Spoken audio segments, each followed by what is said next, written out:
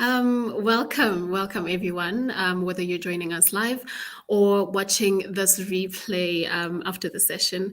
Thank you so much for joining us. It's our privilege and pleasure to have Elizabeth Chiza with us today. Many of you in our WomHub community already know Elizabeth and the wonderful mentorship she provides. So continuing with the theme of August of celebrating Women's Month here in South Africa, we're going to discuss the importance and value of mentorship and how powerful it is for us to support one another and lift our fellow women as we rise. Elizabeth is a business development manager and a small business consultant with a mentorship portfolio that includes women entrepreneurs in South Africa, Kenya, Uganda, Mali, Rwanda, and Zimbabwe. I hope I'm not missing anything on there. So this is a golden opportunity for all of us, basically, to have an audience with her and engage with Elizabeth, I'm sorry, and learn from her. So please participate, ask questions, and let's make it an interactive session. So welcome once again, Elizabeth. If you can just go ahead and give us a brief discuss. What was that? A brief intro about yourself and your journey on being a mentor. Good evening, Tanganani, listeners and viewers. Good evening to my fellow WomHub mentors and mentors. I can see Chantel connecting there. Good evening, Chantel, one of my mentors. Thank you for the warm introduction, Tanganani. In collaboration with WomHub South Africa and other organizations worldwide, I reach out to the young girls and women through skills development and mentorship. I have always had a passion to empower at a very tender age. Teaching was my first career. I trained as a primary school teacher at 17 years. During my teaching practice, I had the privilege to teach at the school where I did my primary school education. It was such an honor and a privilege to give back to my community, to my own village at a tender age of 17. I became the role model. I became so famous. I became the talk of the village and the surrounding community. It was really an inspiration for me, making a huge impact to the boys and girls, especially the girls in my own village. Mm-hmm. I I then taught for a few years after completing my college. I taught for a few years before I joined the banking sector. I worked as a business development manager at NMB Bank, one of the top banks in Zimbabwe. After 18 years of service, I recently left the bank to pursue my personal interests. Managing SME Women's Desk with a portfolio of women at different stages of development, including NGOs, inspired me to pursue my passion in helping women founders to grow their businesses. I Okay. specialize in business and skills development, business analysis, entrepreneurial mentorship, students' career mentorship.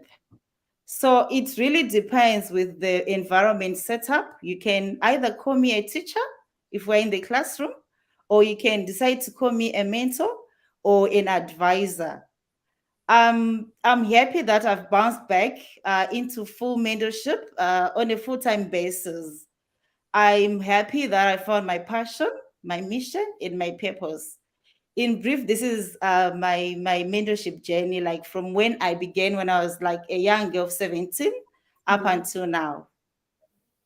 Yeah, it's amazing. I mean, it sounds like this has been a lifelong journey for you, and it's something that you're passionate about, and you're excellently doing very well.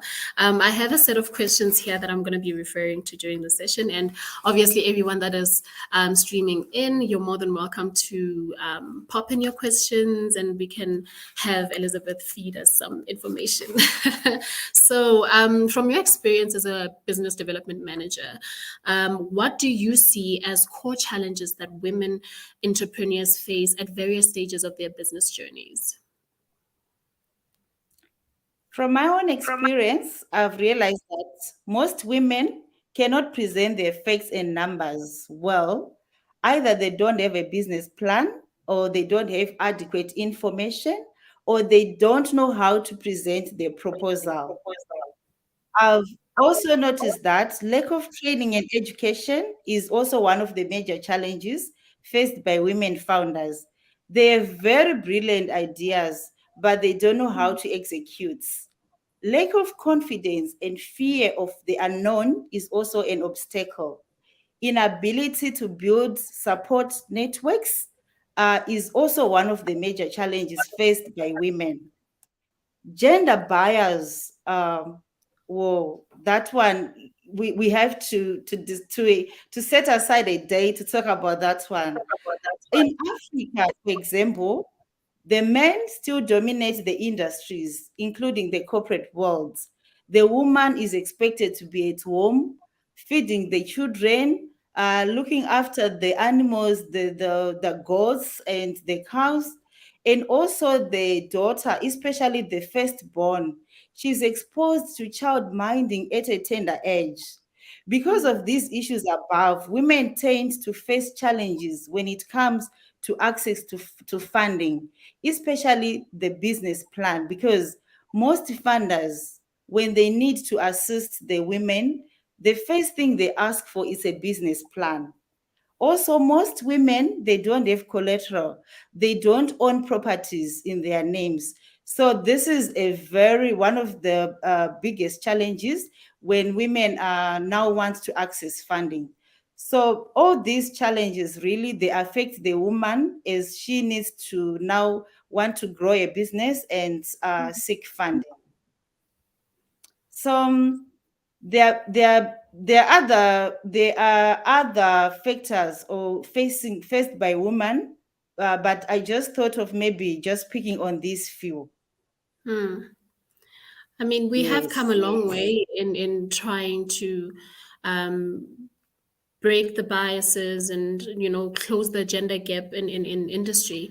And I mean, with mentors like yourself who can steer the ship, help steer the ship, it's great that women can actually have a person to lean on who has a wealth of information and a wealth of information to share, a wealth of information to also give on to the next generation of women entrepreneurs. So that's really great, Elizabeth.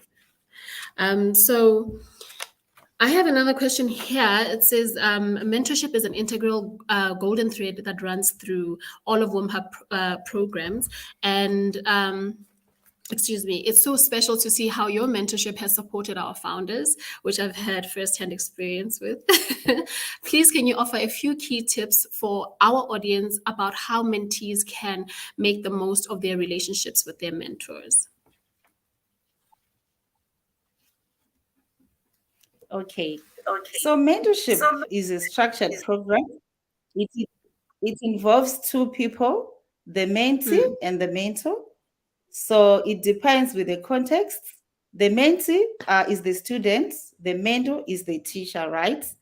So I usually use the grow model with my mentors, where we say we want to start a trip, we want to be on a journey like the mentorship journey. We sit down together and map the road together.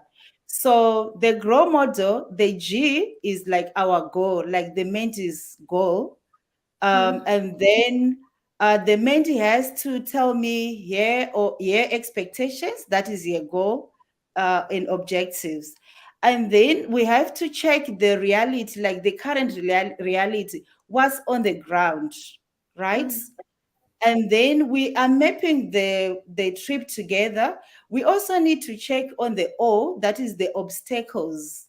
What sort of obstacles are they currently, and what sort of obstacles are we likely to face? And then next, we also need to check on the options which we have along this journey, right? And then we map the way forward together. So after discussing with my mentors, I usually now sit down, set my ground rules. So one, the ground rule, which I usually say is my mentee has to share a vision. She has to share the SMART goals, like specific, measurable, attainable, realistic, and they have to be time bound. Or at least she has to share with me her expectations so that I know exactly how to journey with her. And then I expect also my mentees to take notes along the journey. That is, they're supposed to capture all the key action points during our sessions. With my mentees, we usually take turns to take minutes during our sessions. Why we take minutes is because minutes, they help us to track. We can always refer back and we can always come up with our future agendas. I also urge my mentees to be coachable. They need to take ownership of the journey. They need to show some form of commitment because this is their personal growth, this is their personal development. They also need to engage fully through active participation. They have to respect my time. I'm a professional woman, you know. When my mentee feels like she can't make it for an appointment, she must communicate on time. And the same with me. If I feel I can't make it for an appointment for whatever reason, I also communicate on time. They have to be punctual for meetings, the online and physical. And also, I expect my mentees to give an honest feedback. They must evaluate themselves. They must evaluate me so that I know exactly where we areas of improvement and areas of achievements. Oh, wow, definitely. I love that. The fact that they have to evaluate themselves and evaluate you and give honest feedback. I mean, that's the only way you can learn and grow and make sure that everyone is on the right path and everyone is getting what it is exactly that they are putting into this relationship. The fact that you had also mentioned that it's a two-way street. I give, you also give. No one is here just to take, definitely. We have Yes. Tato joining us on the live stream, and we have Asakundwi also joining us. Nomsa saying this is a powerful session. We also have Anjani, who just said, good evening. So wonderful to have a mentor like you in our network, Elizabeth. We see the heart and passion when Taganani talks of her personal experience to continue to thrive. Sison also just left a comment there saying this is a very valuable, these are very valuable tips, Elizabeth. I definitely do agree. Knowing of a mentor and mentee relationship, it's very easy to be dependable to the mentor and hope that they will feed you all this information, tell you what to do, and you just become so dependable on them and not necessarily do the work. So yes, very great points on your last answer. Another question. You radiate such a beautiful spirit of mentorship. Definitely, I can basically tell through the screen that you are very, very passionate about what you do. So, do you have any insight or encouragement to share with members of our audience who may be considering becoming mentors? Thank you, Nani. Allow me to quote John Maxwell, who says, success is knowing your purpose in life, growing to reach your maximum potential, and sowing seeds that benefit others. Yeah. Yes. So I urge all the listeners and viewers this evening to start by volunteering, like giving back to the community. That is like social responsibility. It's not always about money, it's not always about tangible things. You need to make a difference, share knowledge. You don't need to be an expert. Knowledge is power, but you also need to ensure that there is generational and gender equality. We need to create a balance.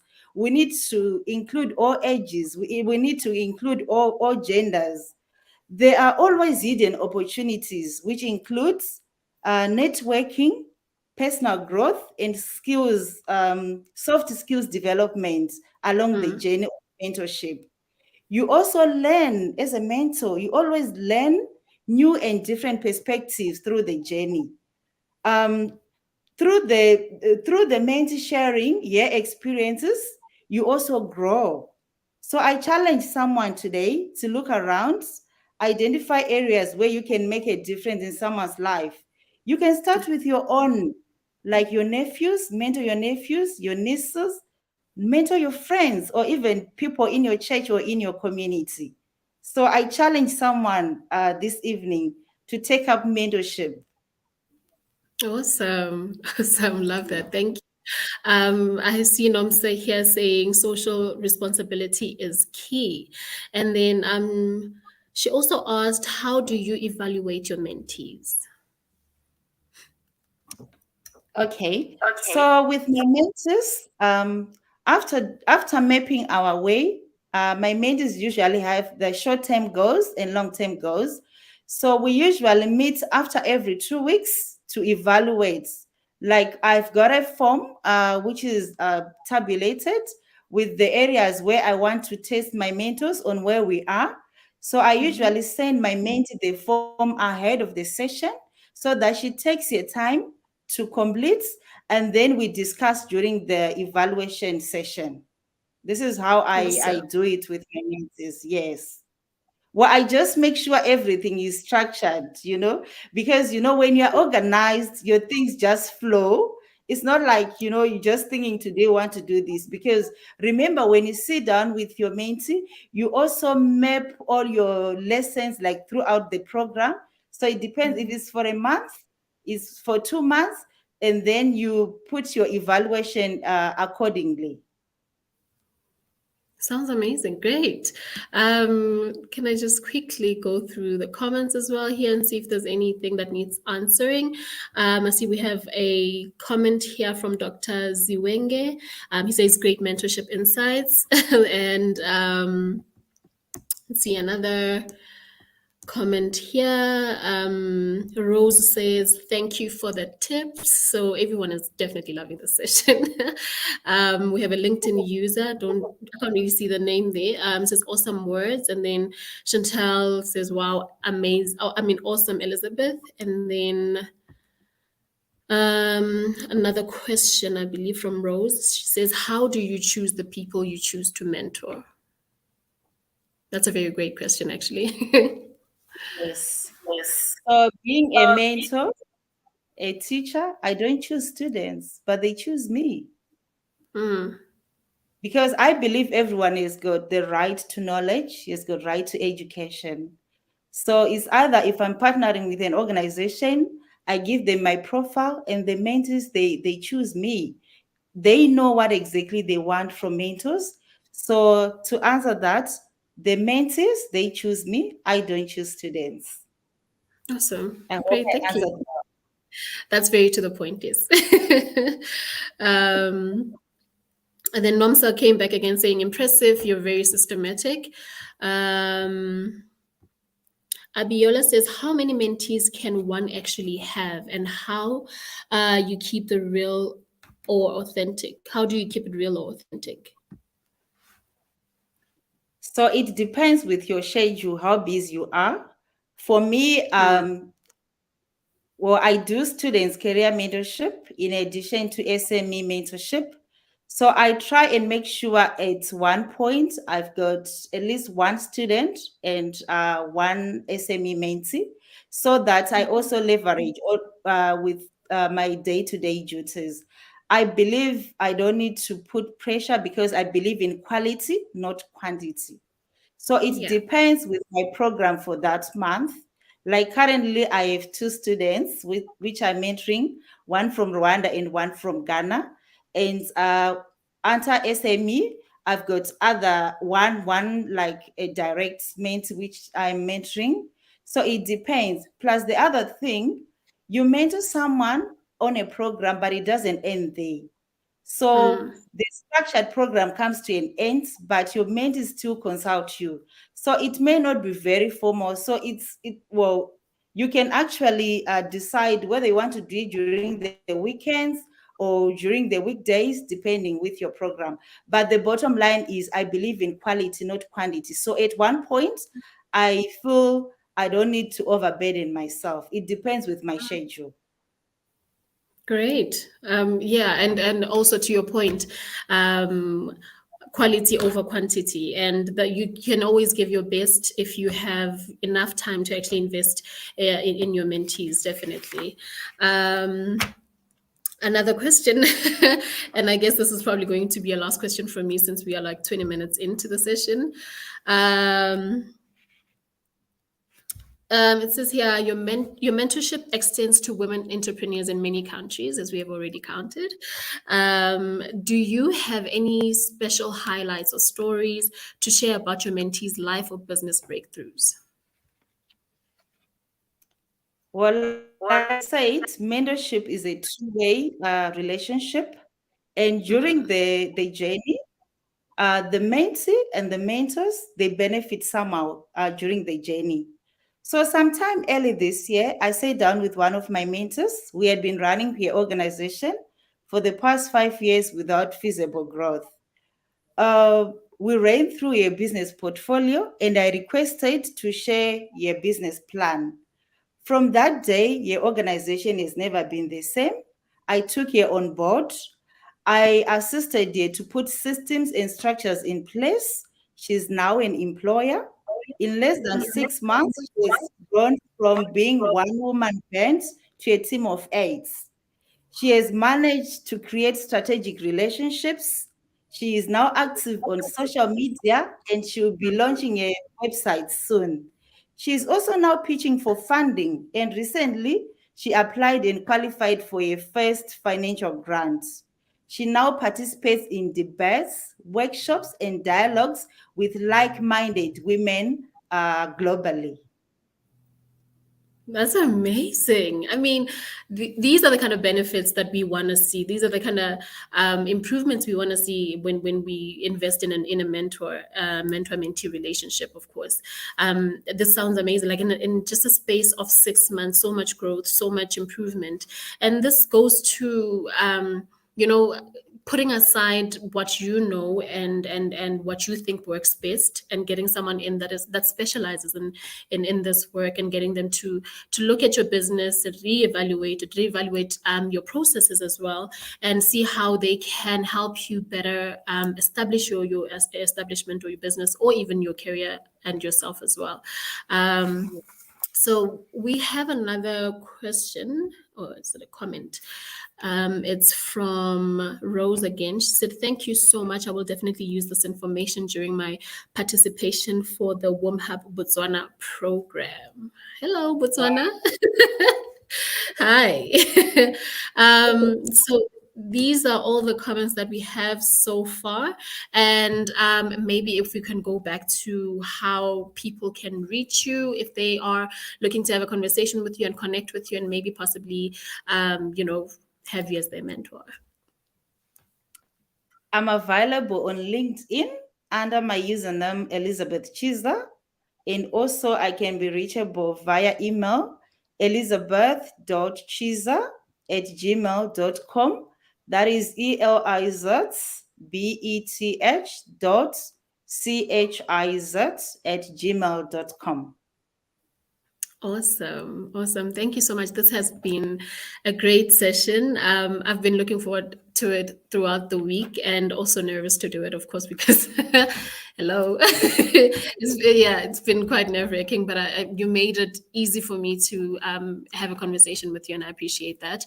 And I'm sure everyone as well that has been tuning in has taken away some golden nuggets from this conversation, and I'm pretty sure that you're going to have your mailbox full with a couple of emails coming through about more questions, more information requests. So yeah, we have another comment from Syson saying, "Great session, thank you so much, Syson." Thank you.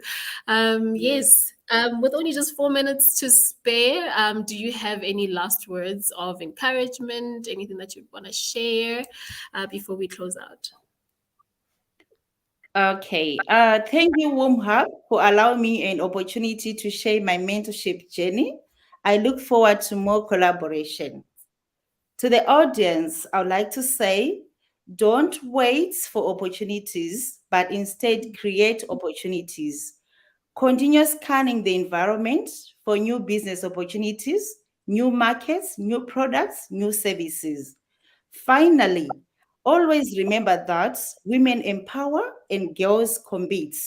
So invest in other women, when you're in a position to do so, and keep the ecosystem ablaze. I wish you a happy Women's Month further. Thank you. Awesome. Thank you so much once again, Elizabeth, for joining us. You've made this exceptionally incredible for our audience and as well as myself. I look at mentorship very differently now. I look at it very differently. I was one of those dependable mentees, trust and believe. But I understand now that this is more so an opportunity to grow, an opportunity to learn, an opportunity to expand, and also build relationships. Like you said, sometimes the mentor mentee relationship goes over the actual mandate. And yeah, great. Thank you so much once again. Thank you everyone for joining us. So much. Thank you. Have a lovely evening.